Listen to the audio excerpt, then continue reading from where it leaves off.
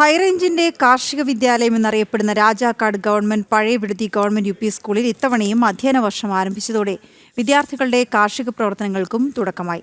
വിളയട്ടെ നൂറുമേനി എന്ന മുദ്രാവാക്യമുയർത്തി ഓണത്തിന് വിളവെടുക്കാൻ മഴമറയ്ക്കുള്ളിൽ ജൈവ പച്ചക്കറി കൃഷിക്കാണ് തുടക്കം കുറിച്ചിരിക്കുന്നത്.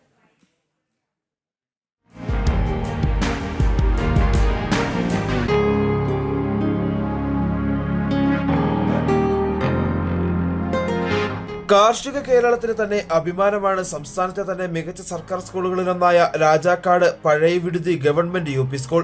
പാഠ്യ വിഷയങ്ങൾക്കൊപ്പം പാഠ്യേതര വിഷയങ്ങളിലും കുട്ടികളെ വളർത്തിയെടുക്കുന്നതിൽ വിവിധ പദ്ധതികളാണ് സ്കൂളിൽ നടപ്പാക്കി വരുന്നത്. ഒപ്പം ഓരോ കുട്ടിയെയും നല്ല കർഷകരാക്കി മാറ്റിയെടുക്കുക കൂടിയാണ് ഈ ഹരിത വിദ്യാലയം. കൃഷി വായിച്ചറിയേണ്ടതല്ല, മറിച്ച് അത് അനുഭവ പാഠത്തിലൂടെ പഠിക്കേണ്ടതാണ് എന്നതാണ് സ്കൂളിലെ അധ്യാപകരുടെ പക്ഷം. അതുകൊണ്ട് തന്നെ കൃഷിയുടെ പ്രാധാന്യവും ജൈവ കൃഷി രീതിയും കുട്ടികൾ പഠിക്കുന്നത് കൃഷി ചെയ്തു തന്നെയാണ്. ഈ കാരണത്താൽ പഴയ വിടുതി UP സ്കൂളിൽ നിന്നും പഠിച്ചിറങ്ങുന്ന ഓരോ കുട്ടിയും മികച്ച കുട്ടി കർഷകർ കൂടിയാണ്.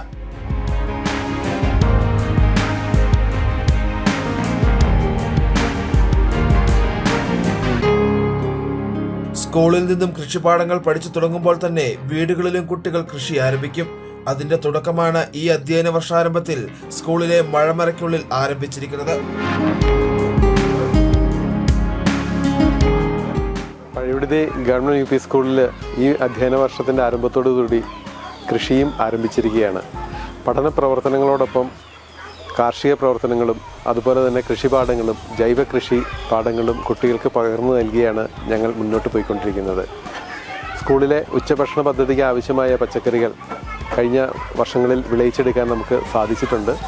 ഈ വർഷം അതിനുപരിയായി വിളയിക്കാൻ ഞങ്ങൾ ശ്രമിക്കുന്നതാണ്.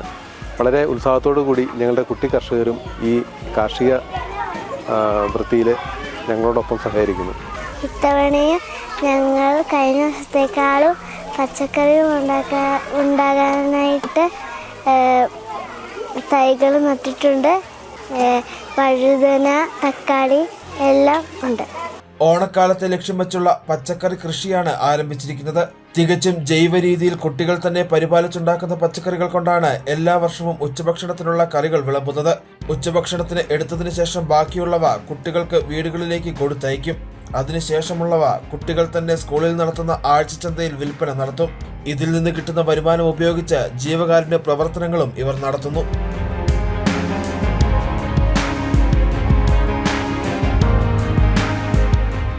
അങ്ങനെ എല്ലാ തരത്തിലും ഒരു മാതൃകയാണ് കുടിയേറ്റ ചരിത്രം നിറഞ്ഞു നിൽക്കുന്ന ഈ വിദ്യാലയം.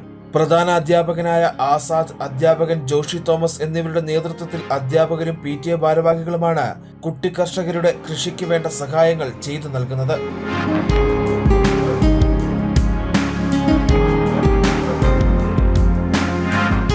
ജനം, ഇടുക്കി.